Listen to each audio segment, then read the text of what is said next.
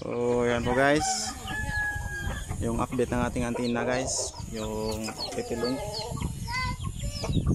Ayan po. Dyan po natin nilagay para di mabasa sa ulan. Ito po yung ating window.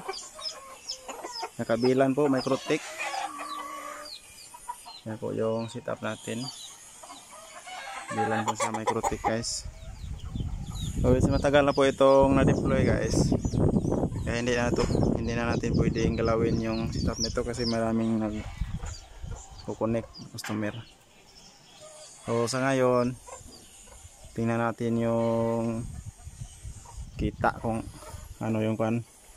So interviewin natin yung customer natin guys.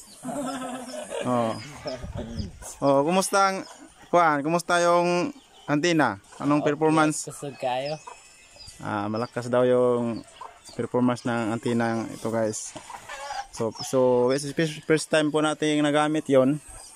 So pwede na natin yung gamitin sa iba ating mga piso wifi guys. Liban sa mura niya guys is malakas siya sa mga gamers. So which is hindi naman tayo nagkuha ng mga games guys, pero ito po yung request ng customer natin. Sa customer po natin ito, kaya wala tayong magawa, so kaya nilagyan natin guys. So sa ganong setup pwede ninyong gayahin din. Ayan, buksan na natin yung ating piso wifi kung may kita ba.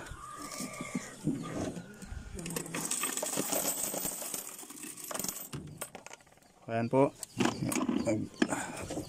harvest na po tayo.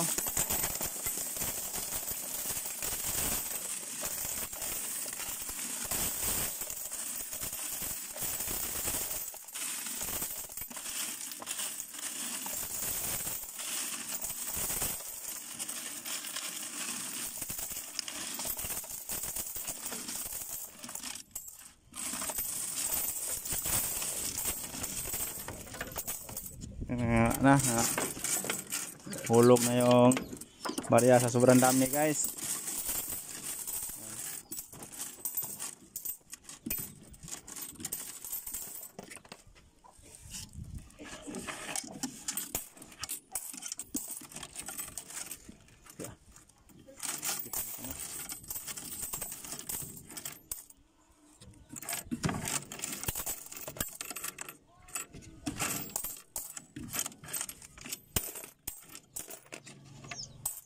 So yan po guys, sa langgana.